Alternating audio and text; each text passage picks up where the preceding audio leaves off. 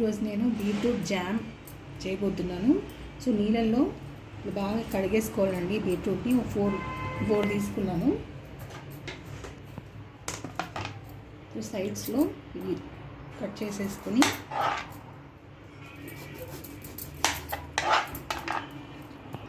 So ఇలా cut చేసేసుకొని ఇది కుక్కర్లో వేసేసుకున్నామండి. ఇది ఉడకాలి, ఒక 4 విజిల్ వచ్చేంత వరకు ఉడకాలి. ఉడికిచ్చేసుకున్నాం. ఓపెన్ చేసి చూస్తామండి ఉడికిందో లేదో. సో ఇలా కత్తితో ఇలా సో ఉడికిపోయిందండి. ఇప్పుడు వీటిని పీల్ చేసేయాలండి. సో ఇలా పీల్ చేసేసుకున్నాక ఇట్లా సన్నగా కోసేసుకొని మిక్సీ జార్లో వేసేయాలండి. దీంట్లో వేసేసుకోవాలి. సో ఇలా పీసెస్ చేసుకున్నాం కదండి, దీంట్లోనే ఉడికిచ్చిన బీట్రూట్ వాటర్ ఉంటుంది కదా, కొద్దిగా వేసేసుకొని పేస్ట్ చేసేసుకోవాలి. సో పెట్టుకోవాలండి. ఇప్పుడు పెట్టుకొని తెచ్చిపెట్టుకోవాలి.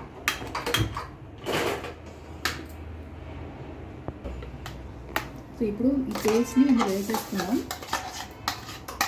సో సిమ్లోనే 5-6 మినిట్స్ వేపుకుంటామండి.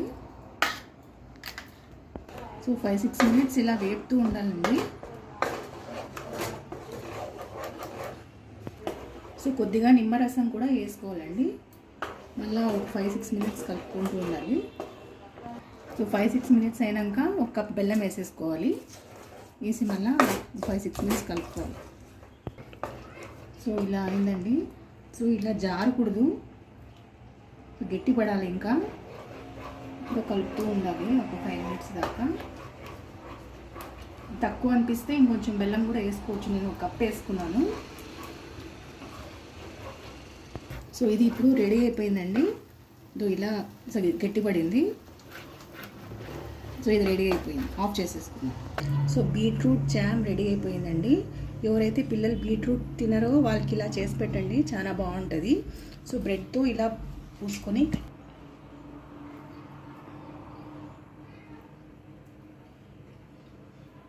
ఇలా పూసేసుకొని సో ఇది ఫ్రిడ్జ్లో పెట్టేయాలండి. చల్లగా అయ్యాక ఫ్రిడ్జ్లో పెట్టేయండి, బాగుంటుంది. సో ఇది రెడీ అయిపోయిందండి.